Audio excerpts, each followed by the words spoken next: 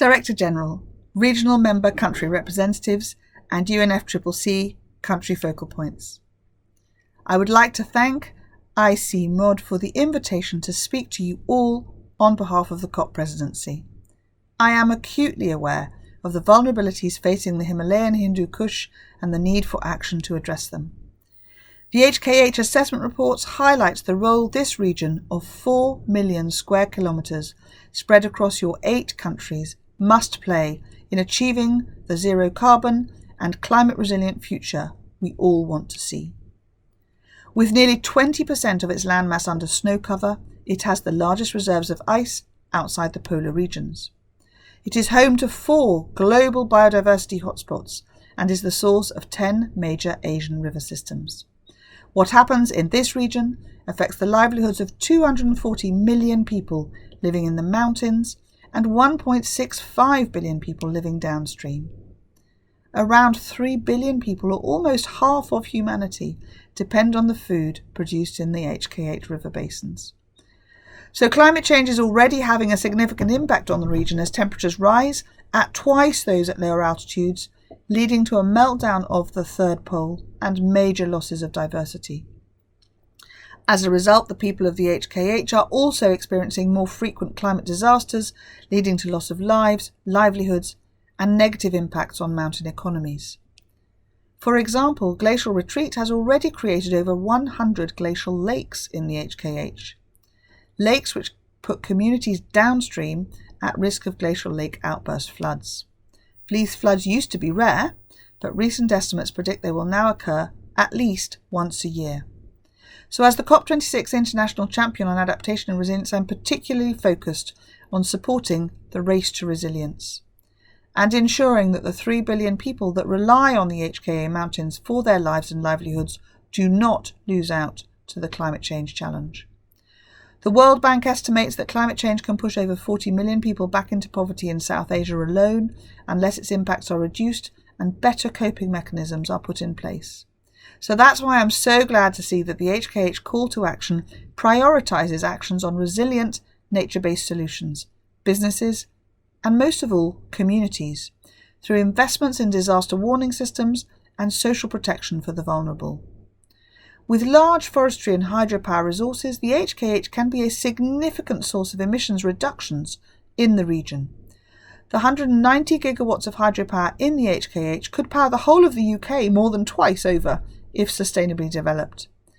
In addition, better management of water resources can ensure sustainable supplies to the increasingly water-stressed plains in the region. Equally, the region's fragile species must be protected to ensure we don't lose valuable biodiversity, or indeed that the sustainable tourism sector, which surrounds it and plays an important part in its role in generating green jobs, is not adversely affected. So what will it take to turn these opportunities into reality? I want to focus on 2 aspects that are critical and I'm sure will be part of your discussions today. Firstly, regional cooperation. The 5 major river systems that arise in the HKH are all shared by more than one member country and must be preserved, protected and managed as shared resources by both upstream and downstream users. This will become increasingly important to reduce floodwater levels during the rains and maintain river flows in the dry season, as climate change increases the frequency and severity of extreme events.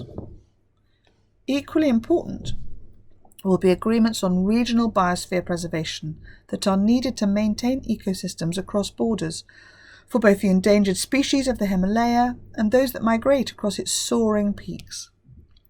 The air that the region breathes must also be managed as a regional resource to avoid the choking smogs of the plains from emissions-laden combustion, and the accelerated melting of Himalayan glaciers caused by coatings of airborne black carbon. Clean energy development can help this happen faster by reducing the need for fossil fuel burning. Regional cooperation has an increasing role to play here too. Recent estimates show that regional power trade can reduce emissions by 9% by better matching of supply and demand. Secondly, securing the investments needed to make the HKH green, resilient and prosperous. The HKH has a specific set of barriers that must be overcome to generate resources to create resilient economies and viable enterprises.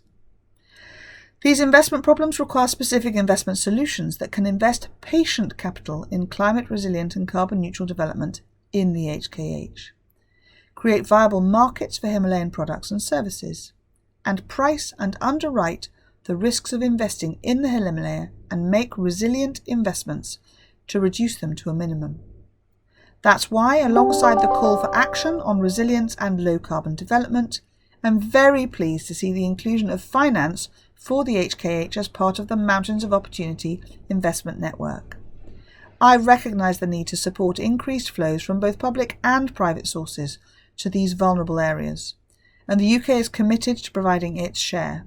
We have doubled our commitment to international climate finance spending to £11.6 billion between 2021 and 2025. But we know that we need to multiply this figure by working with partner governments and the private sector in the region. Not just in the more obvious investments of green and resilient infrastructure and disaster risk reduction, but also in risk transfer solutions like insurance to cover unexpected losses and focus markets on developing solutions that make a difference to new climate challenges. So I look forward to seeing the consensus on these issues coming out of today's conference on the need for action on resilience, low carbon development and finance in the HKH.